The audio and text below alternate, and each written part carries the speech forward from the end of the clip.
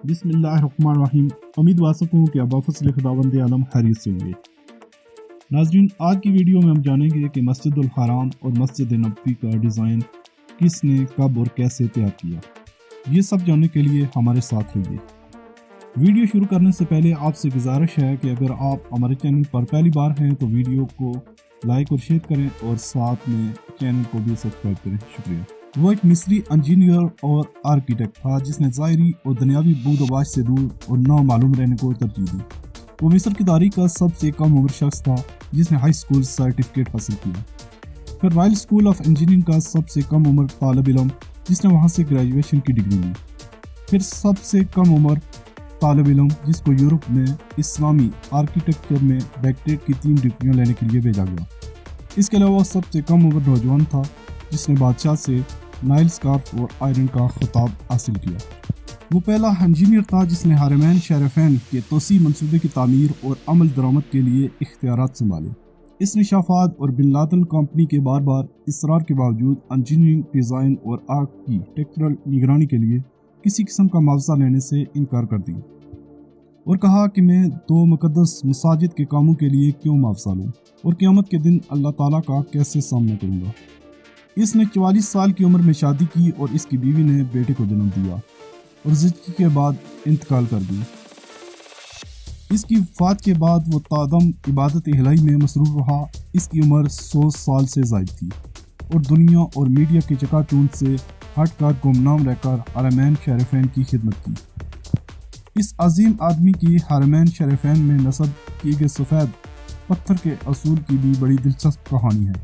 ये वो पत्थर है जो हरम मक्की में मुताफ छत और बाहर सैन में लगा है। इसकी खुसूसियत यह है कि गर्मी को जज़ब करके फर्श की सतह को ठंडा रखता है। ये पत्थर एक मुल्क ग्रीस में एक छोटे से पहाड़ में दस्तयाब था। वो सफ़र करके ग्रीस के और हरम के लिए काफ़ी मिक़दार में तकरीबन आधा पार्ट खरीदने का मुआहिदा किया।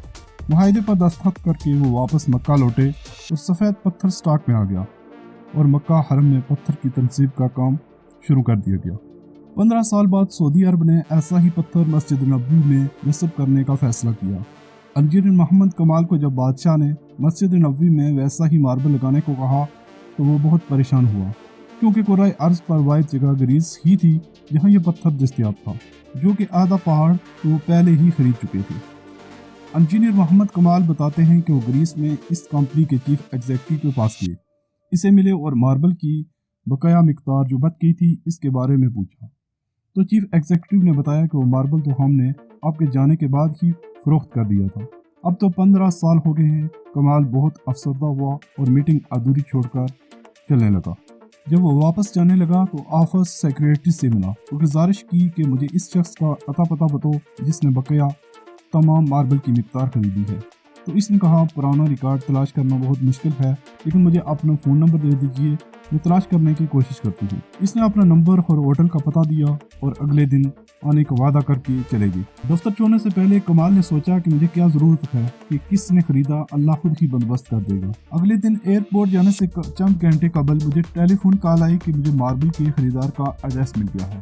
मैं बहुत आहिस्ता रफ्तार से दफ्तर गया। अब क्या करूँ फिर खरीदार के एड्रेस को, क्योंकि इतना लंबा अरसा गुजर गया है। कमाल दफ्तर पहुंचा तो सेक्रेटरी ने उस कंपनी का पता दिया जिसने माल खरीदा था। जब कमाल ने पता देखा तो कुछ देर के लिए इसका दिल धड़कना भूल गया, फिर जोर का सांस लिया क्योंकि वो कंपनी जिसने मार्बल खरीदा था वो सऊदी थी। कमाल ने सऊदीया की फ़्लाइट पकड़ी और इसी दिन वो सऊदी अरब पहुंचा और सीधा इस कंपनी के दफ्तर जा पहुंचा और डायरेक्टर हेडमन को मिला और पूछा कि आपने इस मार्बल का क्या किया जो ग्रीस से ख़रीदा था। तो इसने कहा मुझे याद नहीं। फिर इसने स्टॉक रूम से रब्ता किया और इनसे पूछा कि वो सफ़ेद मार्बल जो ग्रीस से मंगवाया था वो किधर है। तो उन्होंने कहा कि वो सारी मिकदार मौजूद है और इसको कभी इस्तेमाल नहीं किया गया। तो कमाल एक बच्चे की तरह रोने लगा और कंपनी के मालिक को ब्लैंक चेक दिया और कहा इसमें जितनी रकम भरनी है भर लो और मार्बल की तमाम मिकदार मेरे हवाले कर दो। जब कंपनी के मालिक को पता चला कि मार्बल मस्जिद नबवी में इस्तेमाल होना है तो इसने कहा कि मैं एक रियाल भी नहीं लूँगा।